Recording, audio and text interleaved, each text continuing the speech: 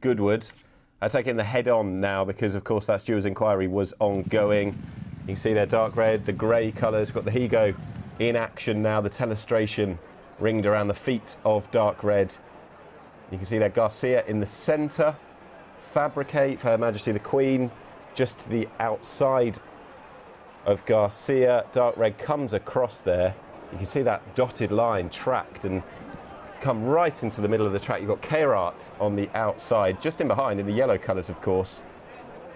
UAE Prince, who'd been settled out early, tried to get through and just had to switch again as well. Kairat there just to the inside. Fabricate with dark red coming home by a very, very narrow margin. So with that, we've been to Beverley. We can go to Goodwood and see what's happened in the steward's room. Mr. Moore, if I could turn to you first. Did you suffer interference? Yes, sir. Can you tell the stewards what happened, please? Oisin's horses hung into me. Thanks very much indeed.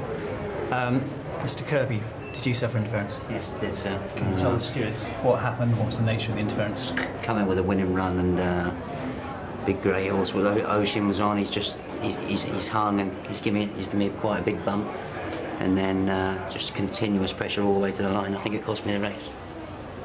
Okay, thanks very much indeed. Mr. Crowley, how about you? Did you suffer interference? Not interference, I just got taken off my line and the horses in front drifted into the middle of the track. Thanks very much indeed. And Mr. Atsini, did you suffer interference? Yes, same for me, sir. I didn't suffer interference, just horses in front of me just came across. I just switched my horse towards the left towards the end. But... Okay, thanks very much indeed. Mr. Murphy, you've heard what the other jockeys have got to say. What can you respond? Sir, I was on the best horse in the race. I sat on the rail. I came with a winning run up the inside on the rail.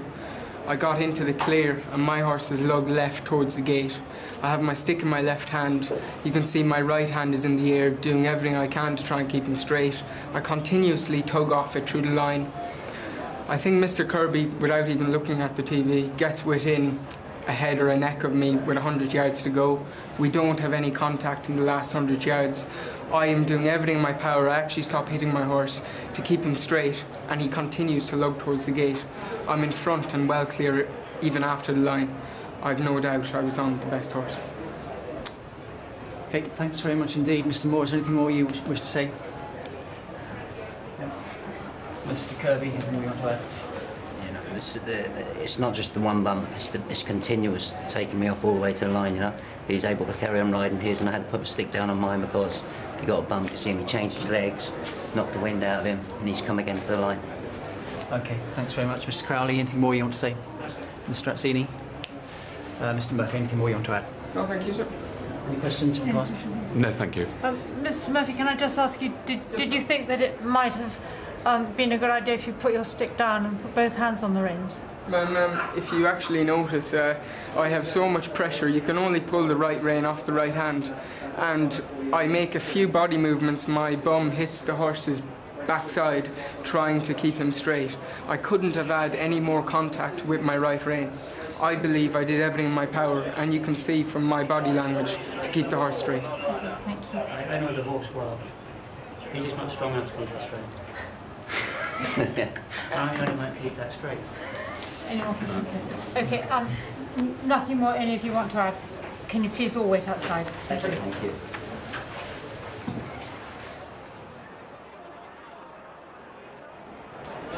Well, a passionate testimony there, as you heard from Oisin Murphy in those fabulous pictures from the steward's room. But the point is not whether or not Oisin Murphy has committed a riding offence. The point for the stewards to determine first is quite simply whether Fabricate has been cost more distance than the ground he has been beaten by. Has the interference that dark red has cost Fabricate more than a head? If the stewards believe on the balance of probability, not beyond all reasonable doubt, on the balance of probability that it has, then they have to disqualify dark red and place him second behind Fabricate. The subsequent questions about whether Oisin Murphy might have put his stick down or ridden the horse differently are all to do with what riding offence he is then charged with. But for the moment they have to decide whether on the balance of probability that head by which Fabricate has been beaten has been cost him by the interference dealt him by the first past the post dark red, and in our opinion, Chris, the answer is yes. I think it has. I think without the interference, the second past the post would have won the race. And I think you've made the key point there that Oisin Murphy has put forward a passionate defence, but as much as anything to exonerate himself, because there isn't probably a great deal he can do about it, in truth. The horse has kind of gone, and he's made an effort to get him straight again, but that doesn't change the fact that the horse has gone that way, that he's interfered with the runner-up, and in my opinion that has cost the runner-up the ground that he's been beaten. Ryan Moore, who probably failed to see the funny side when Garcia was hampered so badly, did see the funny side in the stewards' room. Now, here we go. Here is the result of the stewards' inquiry. The placings are revised as follows. Anticipated, Dark Red has lost the race. Fabricate has been awarded the opening race here at Glorious Goodwood. Dark Red is confirmed in second place. Third is K-Rat, and fourth in the yellow silks was UAE Prince. I think we all agree, boringly but correctly, that the stewards have made the correct call there. Yeah, I think they have. They've gone through the rule book and piece by piece put it together, and I think they have come up with the correct decision. And it used to be a time when it was relatively rare to see results turned around in this country, but I think the stewards have got, rightfully so as well in recent times, a little bit more brave about turning things around, and there's been a few recently, hasn't there? There was one at Beverley the other week, there was another one just a few days before that where they've turned things around, and I think they're making the correct call here again. Yeah, the stewards will deem, when they subsequently decide what ban to give Oisin Murphy, because he will get one, that he should have put his stick down completely for the last two-thirds of that drift. Yeah, I think they will, but I think they've definitely made the right decision. As for riding bans, I'm not sure what they'll do, but as for whether it costs the second the ground, I think they've got that absolutely right, and I think part of the reason that I'm so confident about that is that I believe Fabricate is coming back at him after that interference has taken place. And Adam Kirby was significantly impeded, as he said in his stewards' room testimony, from riding the horse to full effect, and he's only been beaten that far. Yeah, a narrow margin, so I think they've got that right. Disappointing for Ed Dunlop and his team, but their horses still run a cracker, and a little bit of luck on the side of the Bell team in a sense that they've got the race, although it is a race that they would have got without the interference, so I think it's right all round. Exactly. What was Steve Mellish saying at the start of the day? If you're a punter at Goodwood, you just have to be of a laid-back, forgiving temperament and realise the breaks are not always going to go your way. The strange thing is that probably the best handicapped horse in the race was third, and he avoided the trouble, but he just came from too far back. So there you are, a dramatic start to proceedings. The first of the 35 races here on Racing UK at the Qatar Goodwood Festival has resulted in a stewards' inquiry and an amended result. One man, all smiles as he might very well be later, is Michael Bell, who is now taking the opening race with Fabricate. Fabricate awarded the opening race at the expense of the first past the post, Dark Red.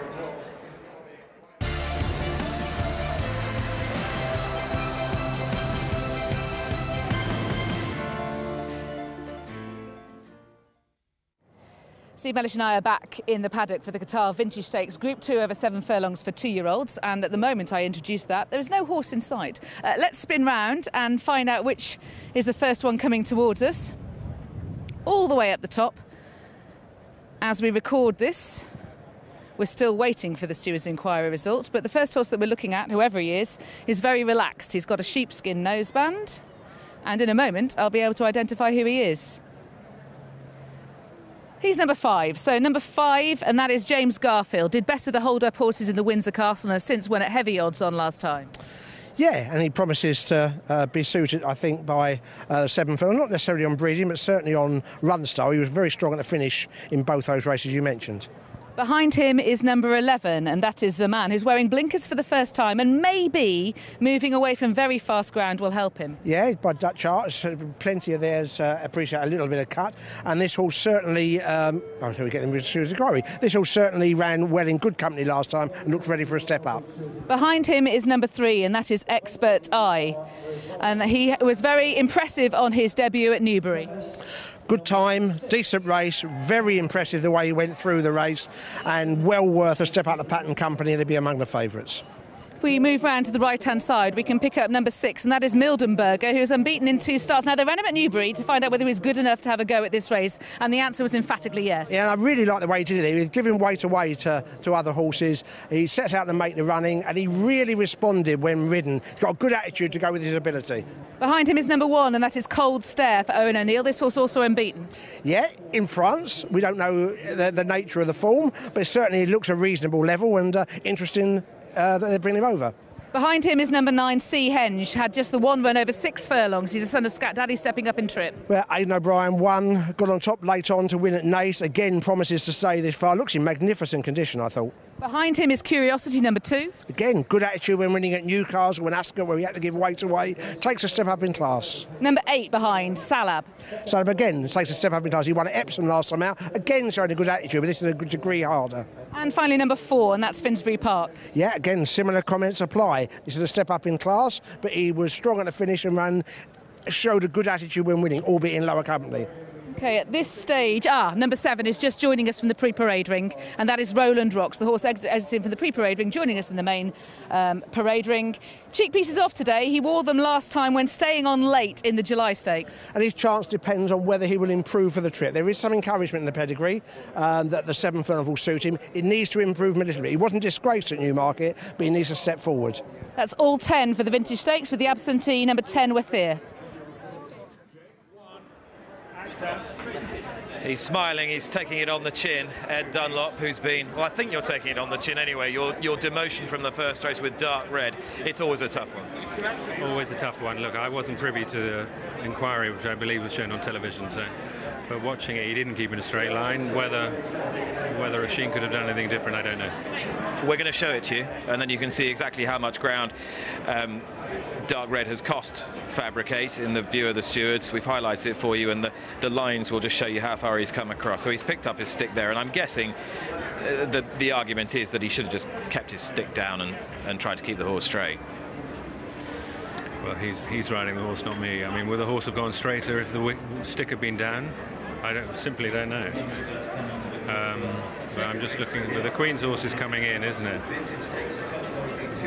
So we've wiped out most of the field, but I think it's harsh to blame the jockey. The horse did it.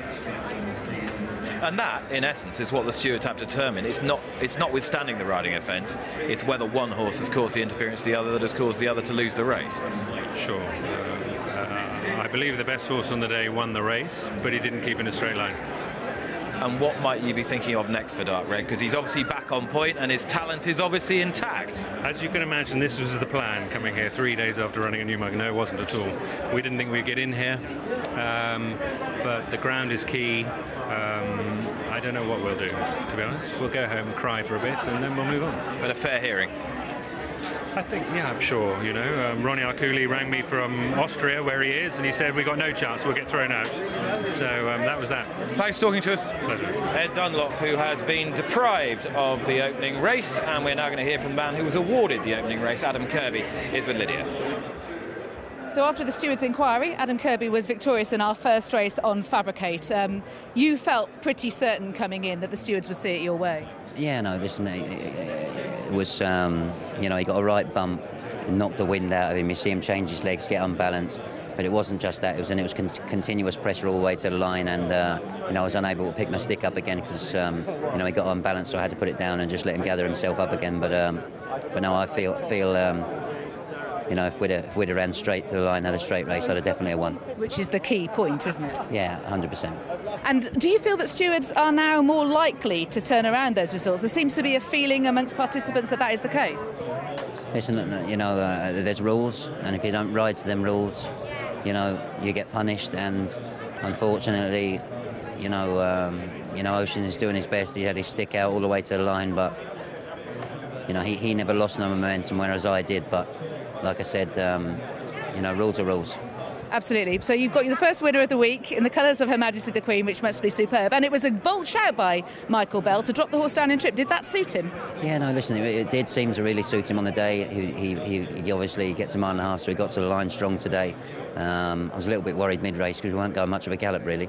But we sort of turned it into a sprint there from the 3 and a bit down. But no, listen, Fabricate's got this gutsy horse, and nice to get a winner for Her Majesty. And also, it must be great for you to have a winner in the very first race of the week like this, because there'll be a lot of hard luck stories, won't there? Yes, and there always is, isn't there? But no, listen, it's a track you have to be on your toes on, and hopefully a bit more luck. Well, congratulations and best of luck for the rest of the week. Much appreciated. First group race of the week upcoming, the 225, the Qatar Vintage Stakes, a Group 2 over 7 furlongs for the 2-year-olds. They go without number 10, Wathia, leaving a field of 10. First prize of 113,000. Aidan O'Brien won 2 of the last 3. He's got Seahenge, who's 4-1 along with Mildenberger, but 7-4 Expert Eye, 1 from 1 so far at the top of the market. Zaman, 8-1, been supported. James Garfield, 11-1. Cold Stare for France, 14-1. Salab, 20-1. 33-1 bar those. 7-4 Expert Eye for the Vintage. Yeah, 2 horses, 1 from 1 were put in joint favourites for this Group 2 Vintage Stakes, but very definitely Expert Eye has emerged the stronger of the 2, and in fact Seahenge is extremely weak for Aidan O'Brien. We know it won't stop him winning from that yard, but I do tend to like them at these big meetings when they're well supported, and that's very weak. But the horses that have been backed, Zaman, the horse has run a few times, but he's been competitive at this sort of level. He's the each way horse. 9's into, well, 9's only into 8s, did touch 7s, but you can get 8s now. But Mildenberger of Mark Johnson, the man who's got a fantastic record at this track and at this meeting in particular. That one's 11-2, 5, and now 4-1 on some boards, and I can't actually see any 9-2 left. So I would argue that the 2 horses best back, they are now first and second in the betting. Expert Eye for Sir Michael Stout and Mildenberger for Mark Johnston.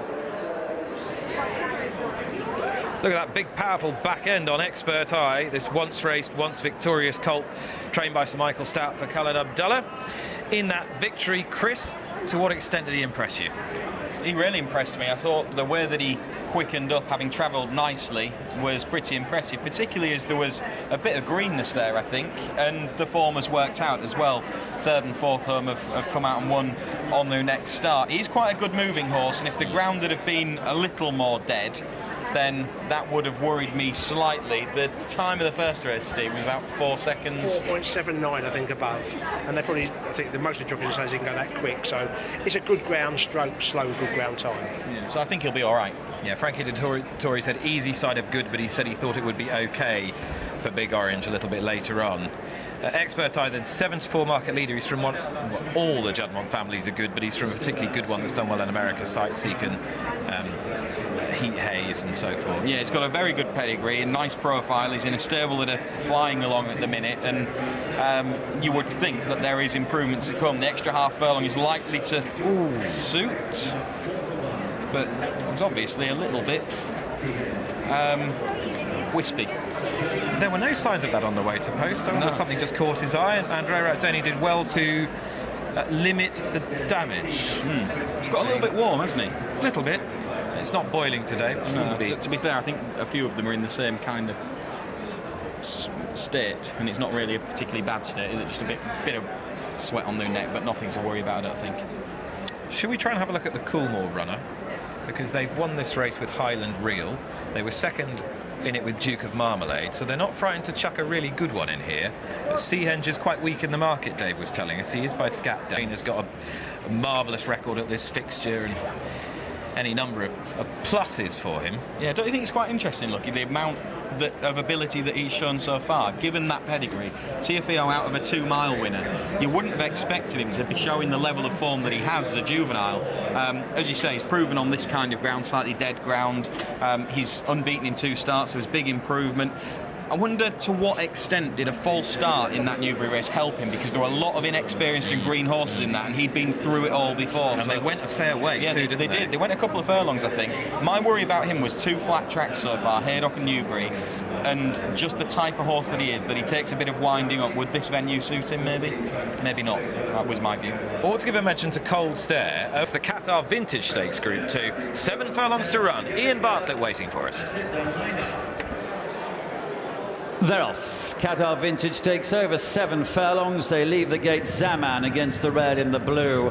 First to show from out wide is Cold Stare, yellow sleeve jacket of Curiosity with those, and the all-silver Mildenberger right with them as well. The noseband of James Garfield is next, and then the pink cap of favourite Expert Eye is halfway down the field at this stage. Salab against the running rail behind him, then Seahenge in blue and orange. On the outside of him is Finsbury Park, who's very free in the orange colours, as Salab drops to be the back marker. Road and Rocks moves fractionally ahead of him. They're already running to the home turn, and Cold Stare has come to join Zaman. They race on together. 3 off the running rail is Curiosity, narrowly holding 3rd place. James Garfield is on the running rail, Mildenberger between those, and then Expert Eye on the right. Pink cap moving nicely for Andrea Zeni into this as they head down to the 2 furlong market, and Expert Eye has come very easily to take this up. Goes on to Zaman in second. Here's Seahenge, one from the right, trying to get into contention, but Andrea's yet to ask Expert Eye for effort. He does now, and he clears away by 2 lengths, make it 3 lengths. Zaman running on in second place, James Garfield behind this, and then Seahenge. But oh, this Expert Eye, he's a great horse. Look at this, he's now 6 or 7 lengths clear. This is a very good performance. Expert Eye wins it. Second home will be Zaman. It's tight third. Silver jacket of Mildenberger, the yellow of James Garfield. Sparkling performance in the Vintage Stakes from Expert Eye. Sir Michael Stout's Colt by Acclamation makes it 2 from 2 in dazzling fashion. Andrea Atzeni, still as you like whilst all the other jockeys were rowing in behind, and once asked to quicken, this horse has put the race to bed in a matter of strides. Really impressive throughout. Smartly away, travelled well, got cover, and demolished what appeared quite a high-class Vintage Stakes field. Well, one of the most exciting 2-year-old performances of 2017. Very, very smart. Cue quotes from the 2,000 guineas, and justifiably so. That was perfect. Settled really well in mid-division, didn't take a pull, brought out, he was obviously confident, he just wanted to get a clear run, brought out 2 furlongs out, cantering and anything, what's he going to find? And he found plenty, and it's a very representative field, and he's taken them apart. Absolute demolition job, Chris. It is, and he did it all so easily. One of the things that I liked was really early on in the race, Mildenberger just came across him, and an inexperienced horse like that, who had been a little bit wired on his way down to the start, don't forget, it could have very easily lit him up, but it didn't at all. He was really relaxed, and then he's just powered through the race. But look how easily he gets himself to the front. Everything else in behind is struggling to go at the tempo that he's able to do, going comfortably, and you've got to be impressed by the way that he's put that race to bed, having travelled into it best. He's quickened on nicely. The horse who's finished in second was too keen early on, and he's actually run all right, but it's basically a case of Expert Eye in first, and the rest of them just bunched up for the places. And you need a bit of context here as well. As soon as this horse passes the post, you think Sir Michael Stout with sparkling 2-year-old group winner as early as this in the season. Yeah. It's not common at all. Lydia's just reminded me that his last winner of this race, sole winner of this race, was back in 2000. No excuse needed. He went on to be a very smart animal. This is a really, really promising horse. As short as 4 to 1 with some firms for next year's 2,000 guineas. I see 8 to 1 more generally with firms like Betfred and Stan James, but Paddy Power went straight in 4 to 1. And they're not going to be confused into thinking, is this a Guinness stroke Derby horse? This is a Guinness horse I'm breeding. Yeah. You'll get a mile, you'll be confident of that, you'll be confident to having seen it. There's proper hope in the pedigree for a mile. There's not hope for much more, so I don't think they'll find themselves confused by any means. That performance just exudes class, doesn't it? Yeah. Everything about it, the way that he travelled, the way that he's quickened, the way that he's basically geared down late on to be able to win comfortably. I think it's a really, really likeable display. Very impressive.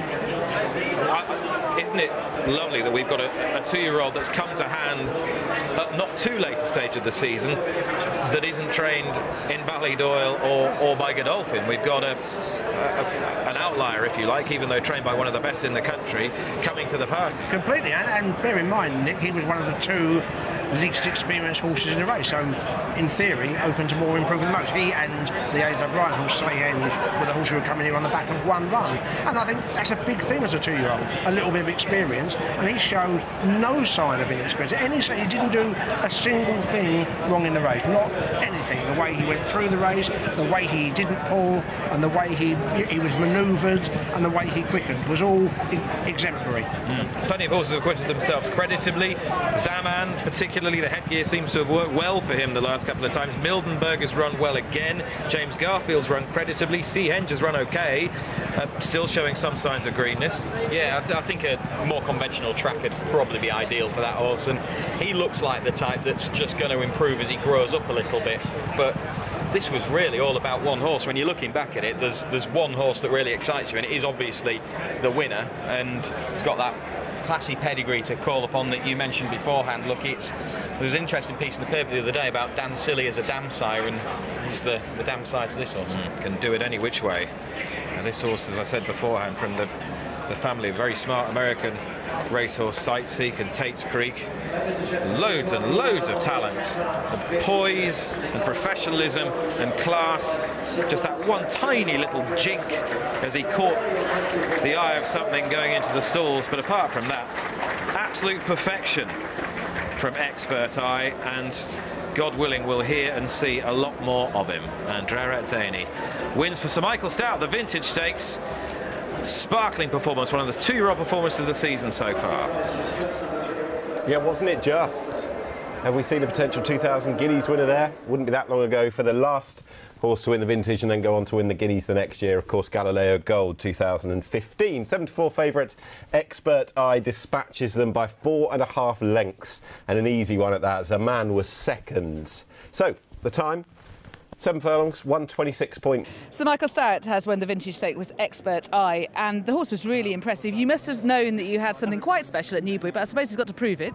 Sure. I've ridden him since Newbury and been very impressed with him. Yeah, and he was at Newbury. Yeah. And coming here today, what were you hoping for? Well, hoping to win. Which he did? Which he did, yeah. And you must have been very impressed with how he did that. Sure. Found it very easy. Yeah, he's interesting. He is, isn't he? Quick riffling through the past winners of this race. I noticed that previously it was no excuse needed that you won with this back in 2000. He went on to very smart things. Must have been long ago. Johnny Murter rode him. How would you compare this horse? What do you see him as? Is he a future Guinness horse? Well, it's much too early to tell. You know, we're in beginning of August of his 2-year-old days, but he ticks a lot of boxes because he's a well-balanced, well-made horse with a good mind, and he has a lot of pace. On the good mind point, he just shipped Andrea down at the start, and you were keen not to put the blanket on him afterwards because he seems a bit high-mettled. Is that him? Yeah, just a little babyish. He'll grow out of that. You're confident that that's just the stage that he's at? Sure. Where does he go next, Sir Michael? Don't know. Let's wait and see. Do you see a mile this season, or are you going to stay at 7 in the Dewhurst, that kind of thing? Well, you know, let's go step by step. You know, I certainly wouldn't be putting him up to a mile yet. But yeah, let's get this one over and take him back and see what it's done for him, and then go the next round. I know you're always very phlegmatic, and of course you are, because you're very experienced. These things can go wrong, but how excited are you by him and what you just saw? Oh yeah, I'm excited. He's brimful of promise. Put it that way. Congratulations. Thanks. Well, it looked pretty easy for Andrea at sending on board Expert Eye, was it? Yeah, he was, yeah. He, you know, coming into the race, obviously I've never ridden the horse before, I've never even seen him, obviously saw him when he won at Newbury, but, you know, I spoke to Ryan before the race, he was very confident about him, he thought he would have took a good horse to beat him, and he was right, you know, he settled nicely. You know, we went a nice gallop early on, and then we kept going slower and slower, and so Michael just said, you know, might just take a bit of time to hit the top gear. And so I pulled him out going into the 3, and he just took me to the 2 on the bridle. I ended up getting there, you know, earlier than I would have liked. And but when I asked him to quicken, he picked up well, and he galloped out really nicely. So you must have known at that point you've got plenty left, and actually it was fine. But, you know, sometimes it's hard when we're riding 2 second time out. You know, he was travelling good, but you never know what they're going to find when they come off the bridle. You know, but when I let him down, I knew he was going to be a race over. Very, very impressive in the end. Yeah, I think he's pretty good, yeah. And beforehand, he just looks as though he's a bit babyish, is he? He is, yeah. He's a big horse, obviously it's only second run. It's still a little bit immature. He was bronking the way down to the start, and he actually dropped me walking to the stalls. Just feel a little bit fresh and all that. And but he's a horse. I'd say it'd be a nice 2-year-old, but I'd say it'd be even better as a 3-year-old. It's quite a scopy looking horse. And is your instinct that what happened when he was walking to the stalls is just something about his immaturity? It's not from the professionalism in the race. You'd be happy with him in his mentality going forward. Oh, listen, once the stalls open, he was very professional. He set up nicely and travelled good into the race, and he picked up like a horse that's at 10 runs, you know. Just going down to the start, he's a little bit fresh and nice. It's only a 3-year-old, he's still a baby, and I'd say he learned plenty from this today. And ultimately, do you feel he'll get a mile? He should do. I can't see why not. Like I said, when I got him in behind horses, he settled nicely. Yeah, he should get a mile, no problem. Would you be excited if you were Sir Michael? I would be, yeah. I would think so. You're still in the colours of Prince Khalid Abdullah, but you ride Breton Rock in our next. Is it soft enough? Probably not. Yeah, the ground is probably just on the slow side. Ideally, he needs it proper soft. But it's there. We've got a bird draw, which is fine, and we're going to drop him out anyway. We usually drop him out and ride him for luck and pick up the pieces. Hopefully run a big race. Best of luck. You've already had a thrill today. Well done. Thanks. Thank you.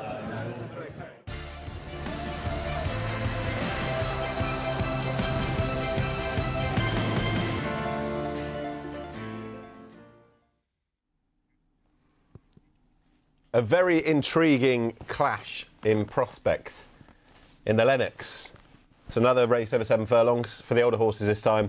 Group 2 non-runners Cougar Mountain and last year's runner Dutch Connection, leaving a field of 13. These are the runners and riders. Acclaim, Frankie Dettori. Breton Rock for Andrea Azzini, who's just partnered the incredibly impressive Expert Eye in the Vintage. Cougar Mountain, Dutch Connection, they don't go. Home of the Brave, James Doyle for Hugo Palmer. Jalotta, Fran Berry. Jungle Cats, Blinkered for William Buick. Labrisa Breeze, running for the second time this season, of course finished 4th in the Diamond Jubilee, Robert Winston.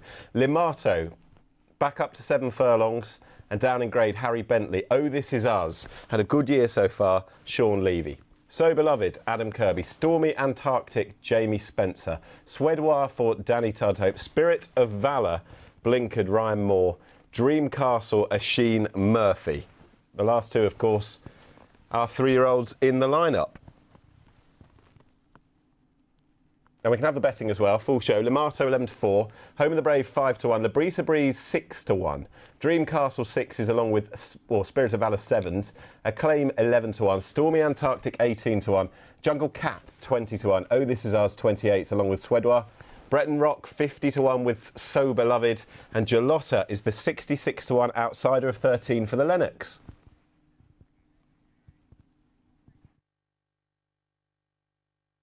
More Group 2 action now for the Qatar Lennox Stakes. We're without last year's winner, Dutch Connection, who was withdrawn after the first. Immediately behind us is number 2, and that is Breton Rock. Andrea Azzini was just saying that he doesn't think the ground has enough cut into him for this horse to be at his best. And I agree. I think the fact that conditions have dried out is a real negative for Breton Rock, who we all know is a horse that thrives when the mud is flying, and it's not today.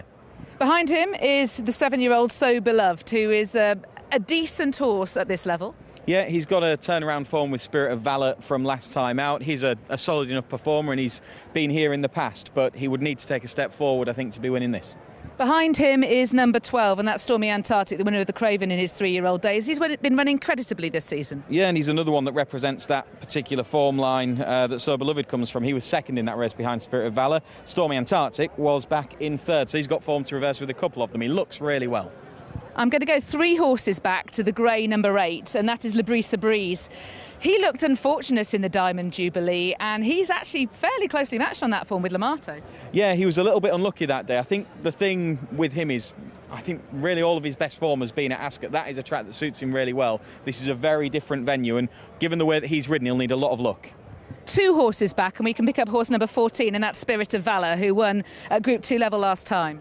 Yeah, and he's got a £3 penalty to carry on the back of that, but he holds a couple of these on that piece of form. He ran very well before that at the Royal Meeting behind Libravido, but he was on the right part of the track, and Libravido was probably a bit better than him in the bare result that day, but it was still a very good run. He holds one or two of these. OK, I'm going to go right back 4 horses back to number 15, and that is Dream Castle, another of the 3-year-olds. He's got potential still. He has. He was behind Spirit of Valour at the Royal Meeting, wasn't he? He's nice and relaxed, and that could be key with him because he often isn't during races. But there's just a chance that if he's settled down today, then you might get a better performance from him. I think he's a horse that's still yet to see the best of. Behind him is number 13, and that's Soudoir. Better over shorter? Yeah, I think he probably is, and he looks a little bit edgy, doesn't he? He's very much on his toes and fairly excitable in the paddock. OK, so if we move all the way to the left-hand side, we can pick up horse number 10, who's over there. A horse that has improved this season. Oh, This Is Us. He's reliable. Is he good enough? I think he's up against it, really. I think he's the lowest official rated horse in the field, and that probably tells you the task that he's got here. One thing in his favour is an ability to handle this track. Behind him is the favourite, number 9, Lamato. Second in the July Cup last time, third in the Diamond Jubilee the time before. Yeah, highest official rating in the field, and I think the class act in the field, really. As you say, was maybe a little bit unfortunate to finish in front of Librisa Breeze at the Royal Meeting, but he's run very well since at Newmarket, and I think that going back up to this trip could help him on this season's evidence. 2 horses behind is number 7, that's Jungle Cat. Bit to find? Yeah, I think he probably has. He was an easy winner last time out, but he's got work to do against Home of the Brave, who's been in front of him already this season. 2 horses behind. We can pick up horse number 1, and that is Acclaim. He too suffered trouble in running in the Diamond Jubilee. He did, but he's going to have to reverse form with a couple of these this afternoon. His season was one of run-by-run progress last year. He needs to get back on that thread here. We have number 6 next, and that is Gelato, number 6. Yeah, he's another one that has got a little bit to find on the official ratings. I think he's the second lowest in the field, but he's a consistent performer who goes well at this track. Behind him is number 5, Home of the Brave, a winner of both of his starts this season. Yeah, he's the likely front runner. He beat Jungle Cat last time out. He's obviously come out and franked the form at Haydock since then. No obvious reason in my mind as to why Jungle Cat would reverse that form with Home of the Brave. OK, so you've seen all of the runners then for the Qatar Lennox Stakes, Group 2, over 7 furlongs. Yeah, thanks, Lydia. We're about 10 minutes away now from post time. Just another look at the betting show. Lamato 11-4, Home of the Brave has been popular 5-1, Dream Castle similar 6-1. Librisa Breeze has been absolutely friendless, out to 7-1. Spirit of Valour is the same price. Acclaim 11-1, Stormy Antarctic clipped at bigger prices 16-1 now. Jungle Cat 20-1. Oh, This Is Ours 25s and 28s. And Soudoir's on the drift going out the other way 33-1. Breton Rock is still 50s with So Beloved, and Gelato 100-1 from 66s. Yeah, this Lamato, a lot of people think he's a Group 1 horse dropping into Group 2 company. But he's surprisingly to me anyway, I know there's doubts about the ground, very easy to back. He did touch 3-1, but I can't see any of that anymore. He's back into 11-4, but that might look a decent price in a 15 minutes time. Home of the Brave have been solid all morning. He's obviously got the stall 1 and likes to be out there in front for Hugo Palmer. Talking with Lydia before, immediately before racing, I like Librisa Breeze to come through late, given that I think there's a pace on in this race, but punters taking the opposite view. They've seen a few fancied horses already hit trouble in running at Goodwood. That's the way of things at this track, and Librisa Breeze is definitely going to be coming from behind, but he's drawn right on the outside, so I think he could possibly avoid trouble and certainly finish well. But not that much actual real movement in the market, but Lamato easy to back at 11-4. The 3s has gone. Home of the Brave solid. Librisa Breeze of the fancied horses, he's the one that's very weak. Well, Glorious Goodwood has set off at 1,000,000 miles an hour. I don't know how we're going to keep this pace up, but the depth of this race will give us some chance. Incidentally, a few moments ago, Sir Michael Stout just popped over here and was having a look at the monitor as we were reviewing the closing stage of the Vintage Stakes, and I duly tugged my forelock and said how impressive Expert I was and how lovely it was to see a stout 2-year-old post such a sparkling performance in July, to which he paused and nodded and went, "Except it's August." boomed with laughter and walked off. He did. He was very, very pleased. But he also got the feeling he was extremely pleased by what he'd seen. Yeah. Very much so. He had a spring in his step. I got to get up a little earlier. Yeah. If I'm going to match strides with him. Limato is the 11-4 favourite here, as Dave has hinted at. He is a Group 1 horse in a Group 2 race, and he's a bona fide Group 1 horse too, both at 6 and 7 furlongs, and it's a good spot for him now the conditions of this race are such, given the prize money, given they're trying to get it upgraded to a Group 1. Yeah, look, he's a form horse, isn't he? Now, you can argue, I think you can argue that his form this year hasn't been quite up to last year's. His July Cup and his 4A wins, I think, have been better than his runs at Ascot and then in the July Cup. But they're still decent runs, they're still decent performances. A sharp 7 furlong will be absolutely fine for him, and any worries about the ground, I think, have gone. One place behind him in the Diamond Jubilee was Librisa Breeze, who's a fascinating addition to this race. He's trained by Dean Ivory, who's with Lydia.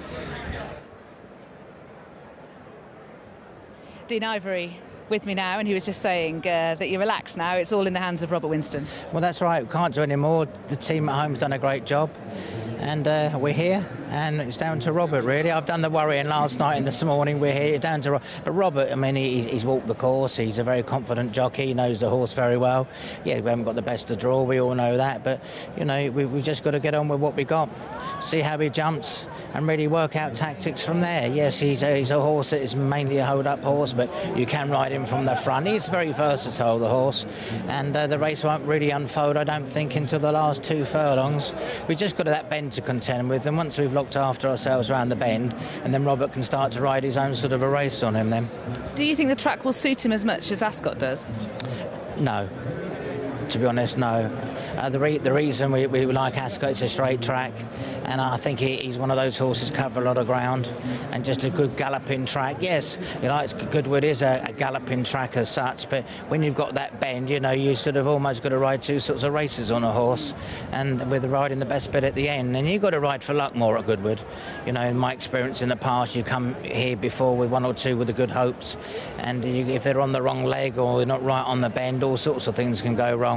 So you've almost got to ride 2 races in one and ride for a bit of luck. And final question, looking back at the Diamond Jubilee last time, how unlucky do you feel you were? I think we were very unlucky, really, because the horse was finishing very, very strong. He got bumped, and as you know, when a horse gets bumped, they don't feel it straight away. They go for another 10 strides, and then they'll feel that bump, and he just felt it at the wrong time, just in the wrong place at the wrong time. And that's racing, isn't it, really? It wasn't our luck that day, it wasn't our turn, but hopefully, if it's not today, it'll be another turn. Well, very best of luck here, Dean. Thank you very much. Thank you. Looking forward to it. Great. No doubt, a really interesting addition to the race. Dean Ivory readily conceding this won't suit him quite as well at Ascot, but it might not need to, because his form's there, Steve. I think particularly at 7 furlongs, I think 6 here will be a real worry. I mean, you know, but there's no denying that his stellar performances have come at Ascot. I think he's a very decent horse, and he has got form at Lingfield on the all-weather, Kempton on the all-weather. I think he's very versatile. He's a hold-up horse, you're going to need a bit of luck. If you want to find your out-and-out, absolute, intermediate 7 furlong distance specialist, look no further than Home of the Brave, who's got wonderful form figures when raced at this distance. He ran a good race in this last year when he probably could have done without his stable companion Gifted Master in the race. He doesn't have that to worry about today, and he ought to be able to make most of these dance to his tune. It'll just be interesting to know what sort of tune the jockey's going to play.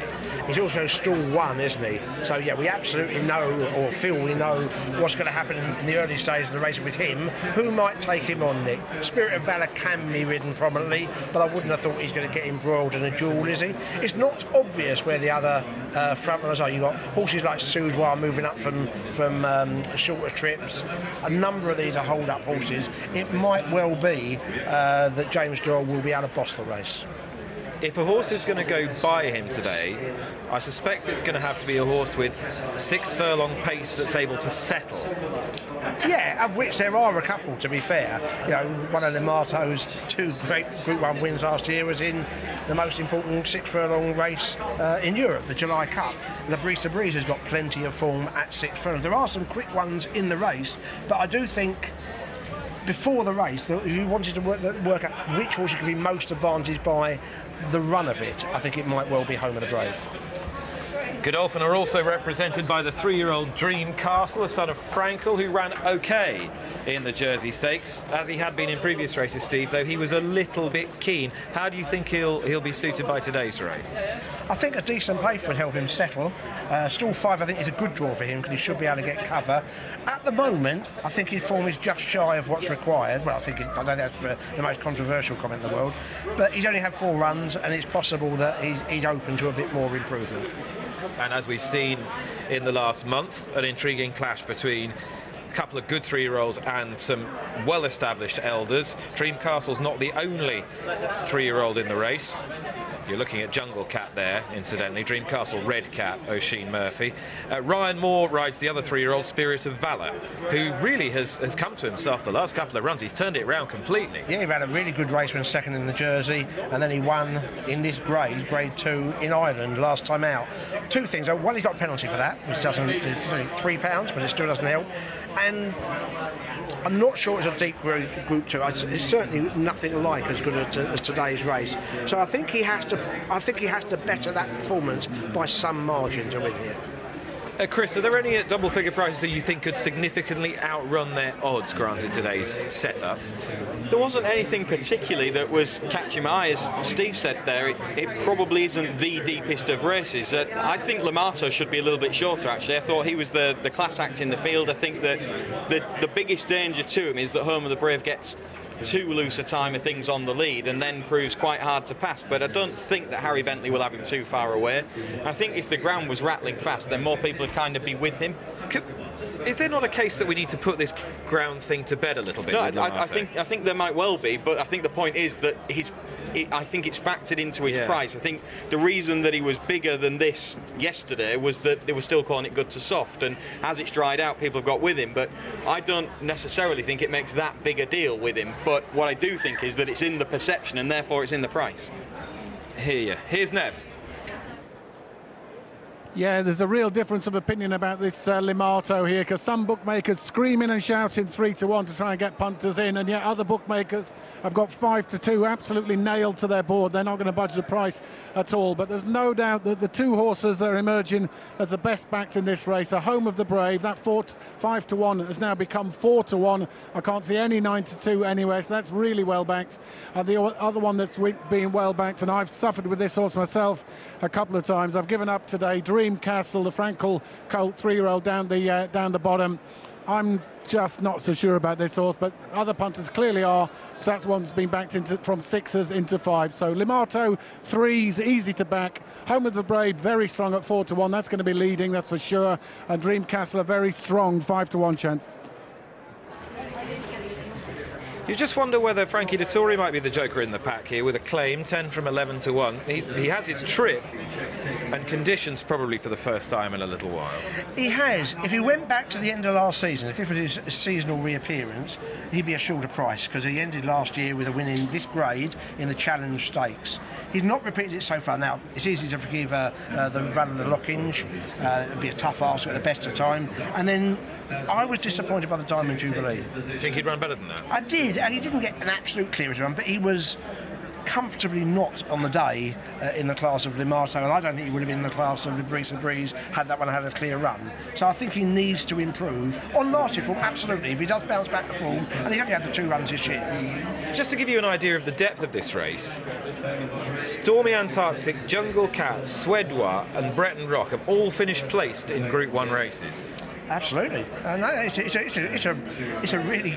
There aren't, how many Group 1s are there? 7 furlongs in Britain? None in Britain. Exactly. So this basically is a Group 1 race, almost. It attracts Group 1 horses. As we were saying at the beginning, the likes of Limato are Group 1 horses. Exactly. Have to defer to Lydia on this. How many years have Goodwood been trying to get the Lennox Stakes upgraded to a Group 1? Oh, longer. Many. Since before we were born, I reckon. So they might finally get there. A few more renewals like this. Yeah, it's a really good renewal again, isn't it? But I just wonder. I think there is a genuine Group 1 horse in the field in Limato, and I'm not too sure there's many others. And it's a deep enough Group 2, but I think this isn't as classy as a race as what he often runs in. Labrisa Breeze and So Beloved are going to be the last couple, and Ian is waiting for this for the Qatar Lennox Stakes Group 2. So Beloved, the last one, comes in, that's it, lined up. Dreamcastle just rearing. They're off.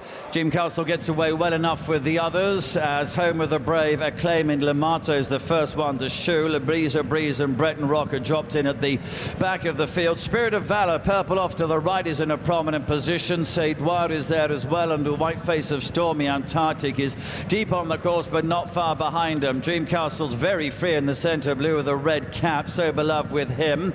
Then Oh This Is Us and the grey Labrisa Breeze has got over to the running rail. Jungle Cat and Gelato the next two. Breton Rock is the back marker, but Home of the Brave is already approaching halfway. He leads by just over a length. Spirit of Valor in second, Acclaim on the running rail in third. Stormy Antarctic has fourth over Seydoir, and behind those Limato is off to the right. Green jacket, white cap. So Beloved is next, and then Dreamcastle and Jungle Cat, and Oh This Is Us and Labrisa Breeze. Breton Rock, and behind those is Gelato. Heading down to the 2 marker. Home of the Brave taken on now by Spirit of Valor. Here's Limato towards the right, green with a white cap getting into it. Acclaim is there. Stormy Antarctic and Seydoir behind those. They head down towards the last furlong. Spirit of Valor in purple, Limato in green. Home of the Brave, the blue jacket on the running rail. Acclaim is just in behind those. Limato though, and Harry Bentley just in front. Home of the Brave is coming home strongly there on the inside rails, fighting him off. Seydoir behind those. Breton Rock on the outside. Breton Rock storms down the centre with Andrea Zenny to Limato. Home of the Brave, Seydoir just in behind him.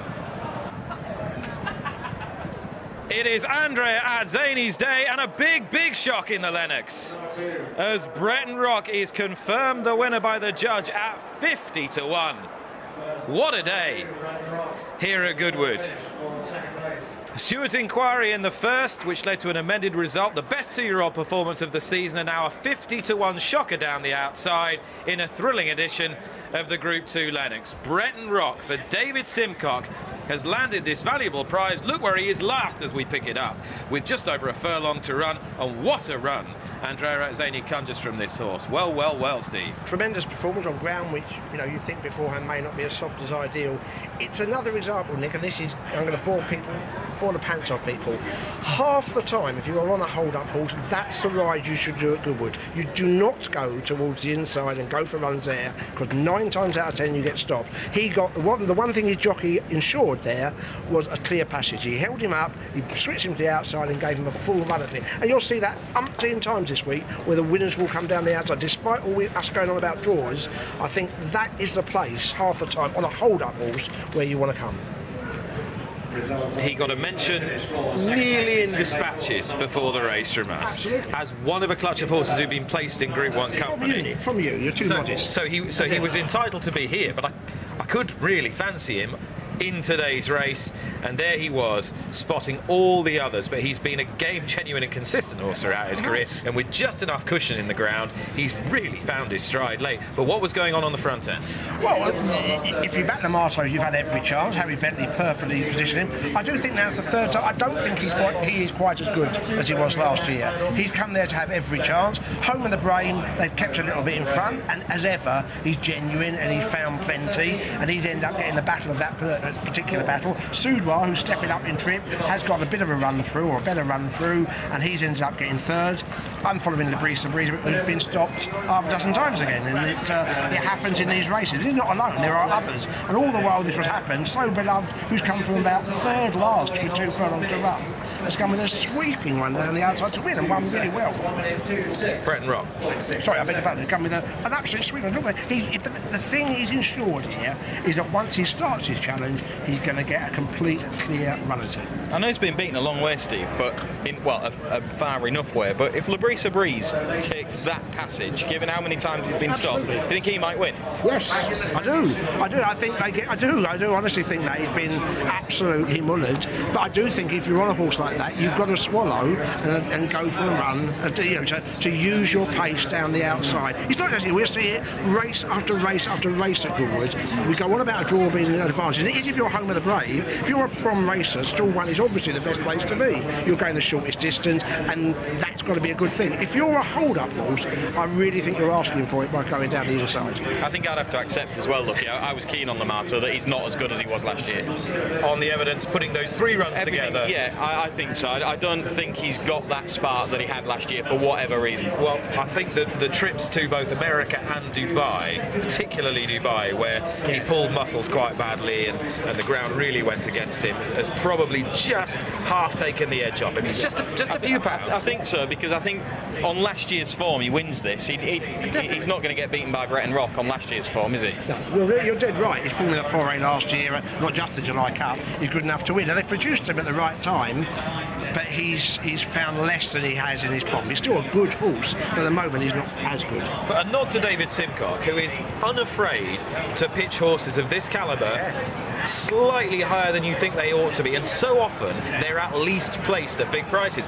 When this horse was third in the Lock-in Stakes at a huge price, and he's done it several times with several horses, and he's landed on a big one here, and he's got Sheikh Zayed Road in the Group 1. Absolutely, it could be an absolute vintage day, and in the end this horse has won really well. You look at the picture there, an awful lot of horses in it, but he's got clear water between himself and the others. So far, Glorious Goodwood belongs to Andrea Azzani. Brilliant performance on Expert Eye in the 2-year-old race, though in fairness I think that had 99% to do with the horse's talent, but an excellent ride here on a 50-to-1 shot to take the Lennox Stakes as we tidy up a whopping SP with Nick Lightfoot. Thanks, Nick. An absolute thriller once again at Goodwood, and we've barely even started the meeting. Bretton Rock, 30th career start, 10th win, 50-to-1, £7 matched at 1,000 on the exchanges. Andrea Azzani, David Simcock, Home the Brave, second, 4-to-1. Swedwa was third at 25-to-1. Limato, having travelled up, didn't even hit the top 3 in the end, eventually finishing 4th, the beaten 3-to-1 favourite. 13 ran in the Lennox. Half a length in the end, Bretton Rock won by. Time 126.62. Cock is just shaking his head as he's just seen Bretton Rock win at big odds in the Lennox Stakes. Were you expecting that, David? No, not at all. We've drawn 15. We bit the bullet. We said, right, we'll ride him cold and we'll come over the top and see what happens. And whatever pieces we pick up, great. And no, great, you've got it right. And they've probably raced plenty early enough, which suited him. It's almost... Cheers, mate. Sorry. It's almost softened them up, if you like, and he's picked up the pieces and got there, and listen, he's done it very, very well. He has. Were you a bit worried about the ground? It wasn't soft enough, you must have been thinking. Listen, we're probably protective. The fact that he handles very soft ground, you hear that? They are ideal conditions. Basically inconveniences others, and he runs in small fields when it really does inconvenience others. But strong gallop like that, with ease in the ground, and if they do start racing early, great. It's perfect. It was perfect. And the key, I think, Andrea getting an uninterrupted run down the outside. We were very conscious of that, and we hoped they'd get into a bit of a muddle, and, you know, typical Goodwood race, and no, listen, great. It's fantastic for this horse because he's just so solid for you over so many years. Last year he won a Criterion and a Park Stakes. He's won a Hungerford Stakes. We've looked after him. I've never run him with firm in the description, and he's a favourite at home. And the lad that looks after him, Erkin, absolutely worships him. And he had a little daughter the other day, and he'll come in with the biggest smile on his face. And he doesn't smile often, but he'll come in with a big smile now. Well, that's great stuff. Many, many congratulations. Well done, David, to you and the whole team. Shaft, I'd just like to say, brilliant for John Cook, who's my very first owner 13 years ago, and buys a yearling every year, and he bought Bretton Rock for 20k, and he's given him so much fun, and no, it's great. That must give you so much satisfaction. More than you'd believe. Yeah. Well done. John Cook is the proud owner of Bretton Rock, with the tie as near as he possibly could get it to match the colours. Gone too wide. I know, yeah, it was funny because David, just take your time and trying to pick up the pieces. I came back in, so I said, David, we picked them all up. So it was good. No, he picked up really well, and coming into the race, horses the likes of Home of the Brave, Limato, pretty good horses, and we had a bad draw, and I didn't think the ground was soft enough for him as well. But I just dropped him out, and we start racing quite a long way out, which is suited them. And when I pulled him out, I fallen to run, and I thought I was going to win the race because he just picked up so well anyway, the race covered, yeah. And the key at that point, I suppose, is not to get stopped in your run. That's right, yeah. David was very keen for me to get, one clear run on the outside. I wish I'd done that in the first race. And, so it worked out good. It did, and he just seems to be thriving. This horse is so reliable, isn't it? He's a gentleman horse. Very lucky to be part of him. You know, I won him at Doncaster last year, and he ran well in the Lockinge. And yeah, he's an old horse. He's great for the owners. He's picking up prize money, and yeah, listen, he was very good. On the going day, he's not a bad horse. Absolutely not. And this is only race 3. You've already got 2 winners on the board. Were you expecting such a good first day? Not at all, no. But should have been 3 winners. I'm a little bit upset, but anyway. About the first race? Yes. Yeah. Oh well. At least you've got 2 winners on the board. Well done, Andrea. Yeah, thank you. Thank you. Hello, Andrea.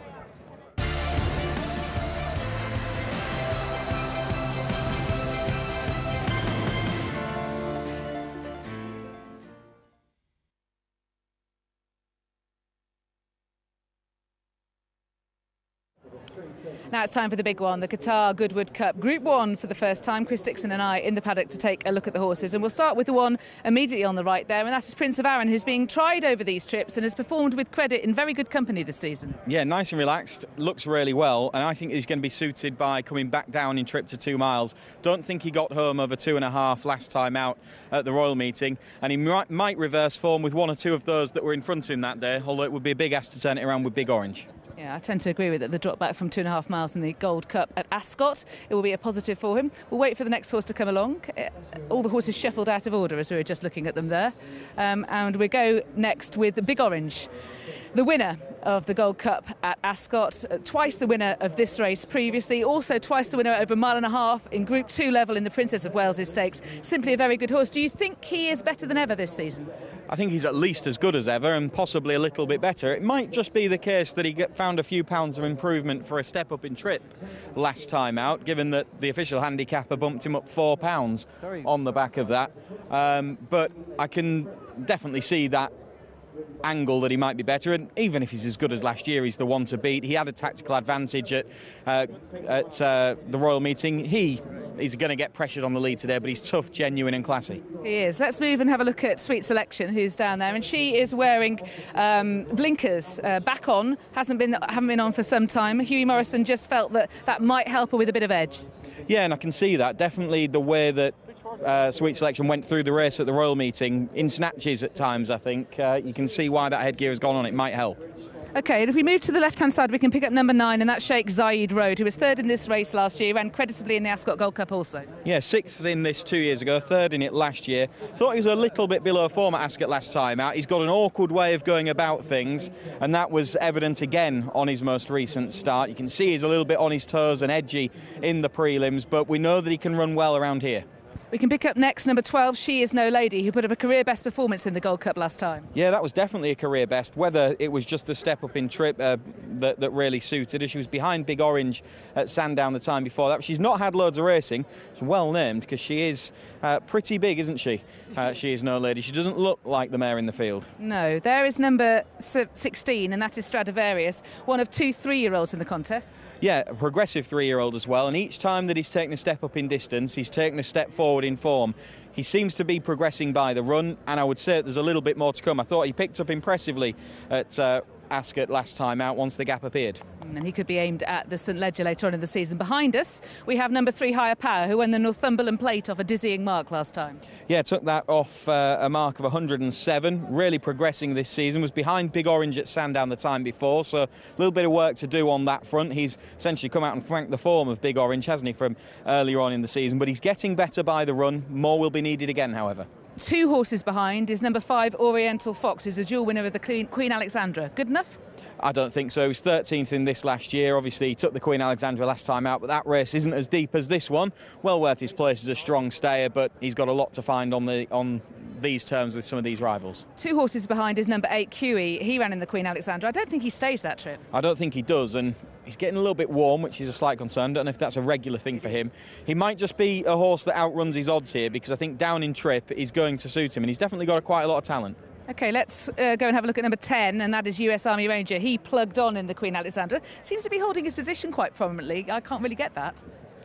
Market. No, he's a horse that you've got to say has become a bit of a disappointment since his second in the Derby. He had that lofty reputation. It was probably a bit of an experiment at the Royal Meeting. They were encouraged enough by his performance over a staying trip to keep him at the Cup races. There is number 15, 4 horses back, with the sheepskin cheek pieces. They're an addition. Yes, and an addition that might just help Desert Skyline, because I don't think he's got that many gears. I think the step up in trip will definitely suit him. He was behind Stradivarius at the Royal Meeting. He didn't have the pace to take a gap when it appeared for him.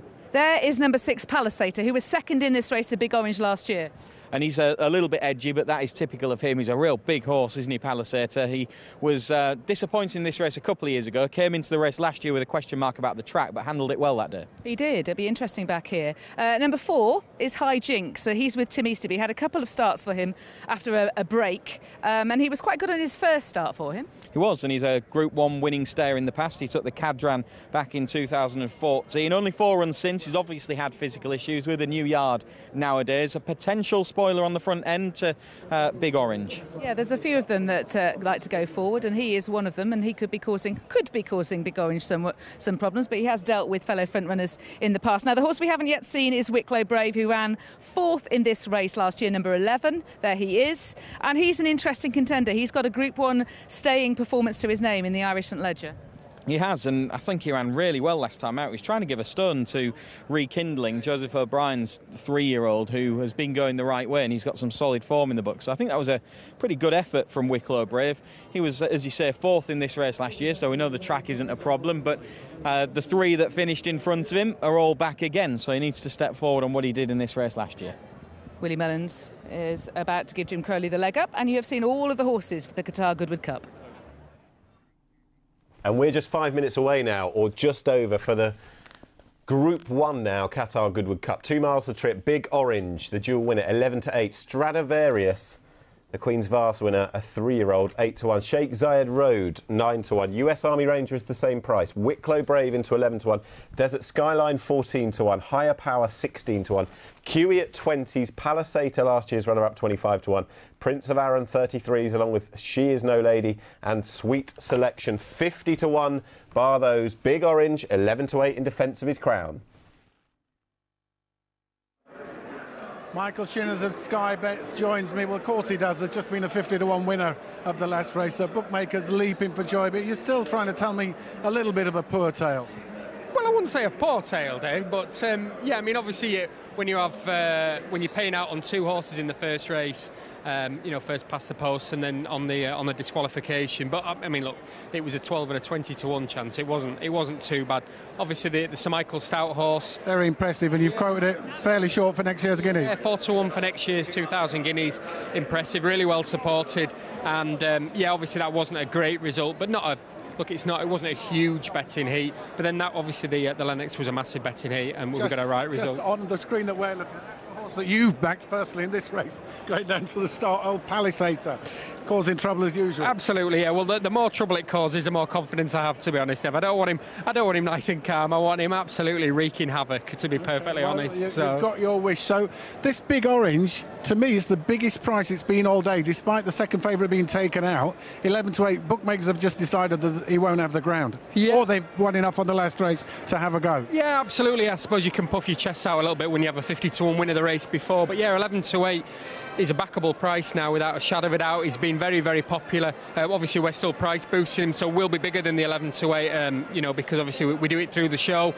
You know, he's going to be a bad result for all bookmakers. But I guess that we've got a few quid to play with after the last race. As I've said all morning, I'll be honest with you, I think they built the whole fixture around it. I hope he wins. Yeah, I hope he wins. I think he will. I think it's good value. But just very briefly, anything being back later on? No, I mean, obviously we've got the 2 extra place races coming up, 4:45 and the 5:15, and a Moment of Madness has been pretty solid all day, the Charles Hills horse. I know you think he might just go from the front and lead all the way, but yeah, I mean, a number of horses supported. Al Nafard, that's been still pretty solid, and Tribute Act as well. Yeah, I certainly fancy the Tribute Act, but Michael's firm Sky Bet are powering the coverage all week. We'll see you at least, we'll be sick of the sight here by Saturday, but you'll be back. So far, Big Orange aside, it looks like 2-0 to the bookies. I think we're okay at the moment. I think it'll be before Saturday where people will be sick of the sight of me, to be honest. Let's hope that's not the case, but we'll speak to Mike, no doubt, tomorrow. There he is, as Michael Shinners was telling you a few moments ago. Palasator up to his old tricks. Now, there has been something of a formula in the past that suggests the naughtier he is, the better he runs, in which case he'll run big, as he did in this race last year. Owner's racing manager there, David Redver's trying to lend some assistance, but I think the only being that can offer him any assistance is himself. Oisin Murphy does very well with him, to be fair, but it'll be interesting to see where he moves from here. Yeah, he does do really well with him, but you get the feeling he is a... But it's Luke Morris today. Sorry, yeah, the jockey's a complete passenger. The horse has eventually made up his mind to go, and he's gone. There he is. Oisin Murphy. It is Oisin Murphy. I was right the first time. Yeah. Sorry. Change the jockey. He looked like he got a whack in the head from the horse. Anyway, they're going down now, fine. So that's very typical Palasator. Yeah, right first time, looked down, saw Luke Morris, thought, have I got that wrong? Thought, sure, it looks like Oisin Murphy. It is Oisin Murphy on Palasator. He was second in the race last year. We'll talk about last year's race in a moment. It brings the front three from that here again. But the interesting three-year-old here is Stradivarius, trained by John Gosden, and he's with Lydia.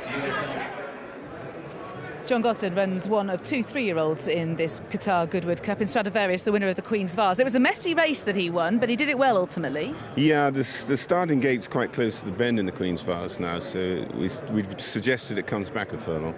Give the jockeys a chance, so you're straight onto the bend. But look, he wriggled through and he won it nicely.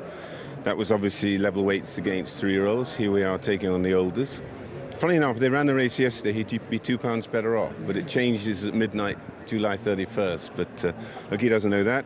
It's nice to run here. He doesn't carry a penalty, if he would do for winning Group 2. And but we're fully aware we're testing the temperature of the water with the oldest. Yes, and the extra 2 furlong, do you feel that will suit? I don't think that'll so much be a problem. I think probably the competition could be. And so your aim is the St Leger, and this, I suppose, will tell you whether that's a realistic aim. Well, you drop back a furlong and a half as a Leger, but you know, once you've won a Group 2, be careful lugging penalties. So that's why we're here taking on the oldest. And Big Orange is a very, very worthy favourite and a fabulous horse. Yeah, he's a lovely horse, isn't he? Yeah. And just final question, how did your horse come out of Royal Ascot? All well?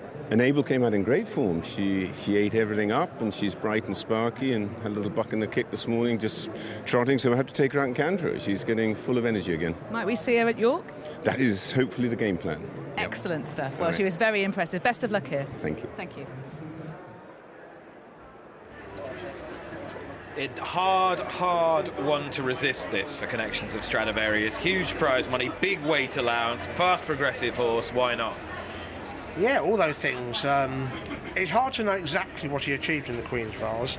I'm not being positive or negative. It was just a very messy race. It might be that he was disadvantaged despite winning it, I don't know. But it's hard to know how good that form was. Bit of a bunt finish, lots of hard luck stories. But you're right, I'm surprised. It was an article in the paper about a week ago. I'm not claiming this is an original thought, but I was reading an article about how they thought they were surprised more classy, if you like, St Leger types weren't tempted to run in this race, because it's a big prize. Classy St Leger type, potentially. Chris, all manner of fascinating runners in this race outside Big Orange. Wicklow Brave, who lowered the colours of Order of St George last year in the Irish Leger. Got some great hurdles form as well. US Army Ranger, last year's Derby runner-up. What do we make of him now? Well, I think that was a bit of an experiment last time out, but the way that they managed to get him home to an extent over a marathon trip would have encouraged them, and what he's got is plenty of class on his day, and this isn't as far as it was last time, and you can sort of see why they're persevering. I think last time they were just seeing in calmer waters how well he stayed and whether it was worth giving him a cup campaign, and they've obviously decided that it probably is. So he's one of a few interesting runners. Wicklow Brave, I thought, ran a really good race trying to give lumps of weight away to a progressive 3-year-old last time out. That was a good run. And money for US Army Ranger. If it fails today, Nick, that'll end up with Mick Appleby. He'll be buying it in the sales and be running in handicaps next year. In the colours of C&M Dixon, no doubt. Last year's second was Palasator. Last year's third, Sheikh Zayed Road. He could easily run a big race today. You think he probably would. In form yard. But proven at the track, proven in this sort of company, you think pretty sure to run well. And Ryan Moore on US Army Ranger is adopting a position, I suspect, suspect, not dissimilar to the one he'll be adopting through the race.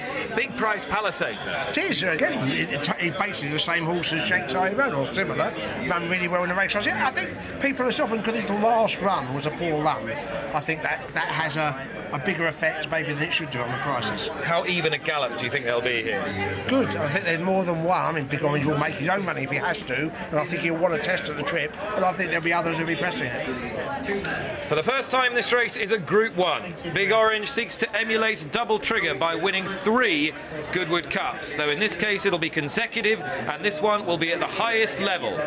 History on his shoulders as the last one goes forward, and Ian Bartlett to call them. They're off. And Big Orange is the first one to get to the lead for the Qatar Goodwood Cup. The mauve colours of She Is No Lady, and also High Jinks in the blue and yellow towards the back of the field early on. Big Orange is only just ahead of US Army Ranger on the right there in the darker blue colours, Sheikh Zayed Road and QE, and also Oriental Fox on the left in blue and white want to be up with the lead as well, as Sir Ryan lets US Army Ranger drop back into about 5th place. The yellow cap black jacket of Stradivarius is alongside Prince of Aram, as they're followed through by pale colours of Higher Power. She Is No Lady, James Doyle in mauve, has passed a few early on. Right now, Palisator is the back marker. High Jinks is towards the back of the field, as also is Sweet Selection. But as they prepare to turn right-handed with about 1.5 miles to go, Big Orange and Frankie Dettori set the gallop and are about 1.5 lengths ahead. A blue jacket of QE running in second place. The red cap is Sheikh Zayed Road.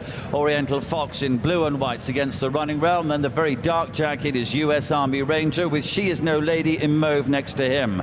Prince of Aran, blue and red jacket, is next, and alongside him is Higher Power. They're followed by Desert Skyline and High Jinks, both of whom have now moved ahead of Stradivarius, who's now 4 from the back of the field. Wicklow Brave is following him through. Sweet Selection is about level with Wicklow Brave, and about 1.5 lengths behind those to Palisator, who is the back marker and continues to hold last position. So Big Orange, Frankie Dettori, the yellow jacket out in front, strides along by about 1 length to Sheikh Zayed Road, takes a definite second place now over QE, who's about a neck behind him in third.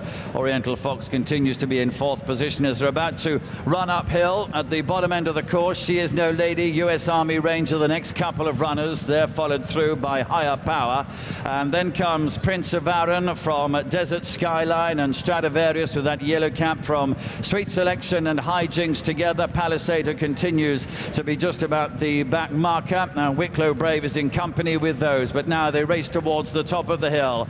It'll be right-handed from here, shortly downhill, 5 furlongs or so to the go, and it's still Big Orange. He's out in front, leads by a little over 1 length. QE, the blue jacket, in second place. He takes second position from Sheikh Zayed Road, and then She Is No Lady, Oriental Fox, who race together. Behind those is Higher Power. Stradivarius trying to make progress. The leading quartet just get away from the others, and Big Orange heads down the centre of the course. They shun the far side running rail, but with Frankie still leads. Stradivarius is off to the left, black jacket and yellow cap. US Army Ranger lost a few places. She Is No Lady, QE and Sheikh Zayed Road are still there. Desert Skyline towards the right, but it's Big Orange in front as he heads down for the 2 marker. He's digging in deep on the left. Stradivarius has come through to mount a challenge. Behind those is Desert Skyline, heading down towards the last furlong, and it's the younger horse Stradivarius who's joined the old warrior Big Orange, and as they head towards the last furlong, Stradivarius now in receipt of all the weight has taken it up.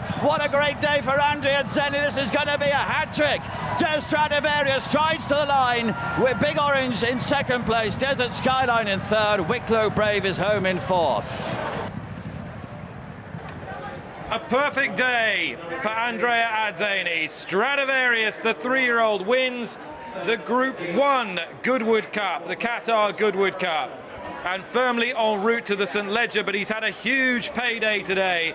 An enterprising piece of placement by John Gosney. Follows up his victory in the Queen's Vase, upgraded to a Group 2 this year, and he has taken the notable scalp of the honourable Big Orange, who has gone down in defeat, having led for much of the way here. but clear still of the remainder of the field. Best of the rest was Desert Skyline in third, but Stradivarius has ultimately comfortably claimed his elder and admirable rival, Big Orange. Well done, Andrea Azzani, a day he will never forget, and well done in particular to John Gosner. Andrea Azzani, as we pick them up here, turning for home, just ensuring that Stradivarius was in hailing distance of Big Orange, keen that he shouldn't be allowed too much rope. Yeah, and Frankie's taken him at the centre of the track, so there's plenty of room for horses to challenge either side. So there was no worries about getting a run there. And both the 3-year-olds are performing credit. Obviously, Stradivarius is the winner and more than confirming his Queen's Vase form with Desert Skyline, who hasn't looked the easiest conveyance, even in first-time cheek pieces. But he's run really well. And Big Orange, much the best of the older horses, couldn't beat his youngers. St Ledger is the obvious target now for this lightly campaigned and fast progressive 3-year-old. Paddy Power installed him as a 7-2 shot for the St Ledger this year, and Big Orange just didn't quite have the fight in him today. No, I think he's probably, I mean, he's beaten the horses that he normally runs against by further. It's hard to think that he's run below form. He just couldn't give the weight for age away to 2 3-year-olds. And I think that's the key, isn't it? If you take the 3-year-olds out, he's demolished the field, and something different has come in against him. He's spent a lot of time beating the same horses, and the 1, 2, 3, 4 were back from last year, and he's beaten those horses further than he did last year. But 2 3-year-olds have been either side of him, and Stradivarius has upheld the form from the Royal Meeting with Desert Skyline, and he's progressed each time he's gone up in trip, and that.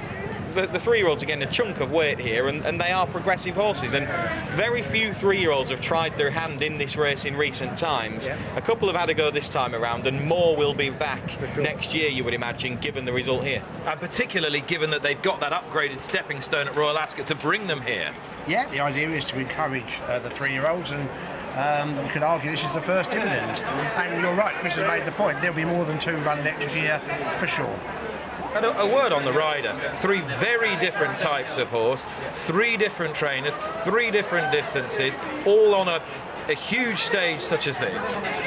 It's a fabulous day for him, and a day it's hard to believe he could have expected. You know, they're not obvious, you know, he wouldn't be ticking them off as he was coming. He might have fancied this. I find it hard to believe he had a strong view about Breton Rock. But yeah, he's shown how to ride the track. He's come different parts of the track, and he's had an absolute great day. An honourable performance and defeat from Big Orange, but once Stradivarius loomed up, there was an inevitability about it, Chris. There was, and he's come there travelling well. I think you could pick him out travelling well for much of the race, to be honest, and we saw the way that he quickened up at Ascot last time out was quite impressive, and he's done it again. He's quite a classy horse, this, and he's got better run by run. Excellent day so far at Goodwood. So much more to enjoy, including reflections on the Group 1 Qatar Goodwood Cup. Stradivarius, the winner, will be back shortly. 6-1 in the end. Stradivarius went off. Well supported. Big Orange 6-4 favourite second. Desert Skyline third at 14-1. Andrea Azzani, a group race treble, including the Group 1 Qatar Goodwood Cup. Big Orange has been denied in his quest to win a 3rd consecutive Goodwood Cup by Stradivarius, but Michael Bell, his trainer, can nonetheless be incredibly proud because he's run a huge race, just the 3-year-olds receiving all that weight better than him. And interestingly enough, it's the weight for age scale's altered this year, and it's slightly less than it would have been this time last year, so give the winner a lot of credit. No, I'm very proud how he ran. He laid it down there. He looked like winning, and then the 3-year-old just, Stradivarius came and got him. But he's run his heart out on ground that is softer than ideal for him. Had it been rattling firm or some fast ground, who knows, he may not have got to him, but we're talking hypothetically now. But that's the thing about Big Orange, he gives you absolutely everything. He does, and I'm really proud of him because he gave his all, and he was just beaten on the day by a horse that handled conditions better and arguably could one day be a better horse than him. So full credit to the winner, but I'm equally very proud of Big Orange. Is there a sense of disappointment for you? Of course, because we wanted to make history, and the horse is so well in himself, and he's basically done everything but win. He's beaten by an unexposed 3-year-old who won well at Royal Ascot, and could end up, you know, meeting him again year on year. Well, let's meet him at level weights next year and see what happens. Now that would be a race, wouldn't it? It would be. And you must have been pleased the reception he got coming into second place. He's still in the public's hearts. Oh yes, and he's a very, very good horse, and he's just a joy to train, and the Gredleys love owning him, and we love training him, and I could be happier, but I almost, you know what I mean. Yeah. And where next for the Big Orange Show? I'm not sure. He is in the Irish Ledger, but obviously I'll talk to the Gredleys. He's had a hard race today. He looked tired, whereas when I thought he came in after Ascot, he didn't actually look tired. I think today that is sapping ground. He looked a tired horse, so where he goes, that's not till September the 10th, that race. So to be honest, I'm not sure. Okay. Well, wherever he goes next, we'll be looking forward very much to seeing him again. Well done and bad luck. Thank you very much, Lydia. Thank you. Bjorn Nielsen is the proud owner of Stradivarius, a Royal Ascot winner and now a winner of the Group 1 Goodwood Cup. Many congratulations. What were you expecting when you brought this 3-year-old here today? I was hoping more than expecting. I didn't know how he'd go against the older horses, you know. You don't know till you run against them. He ran well at Ascot in the Group 2.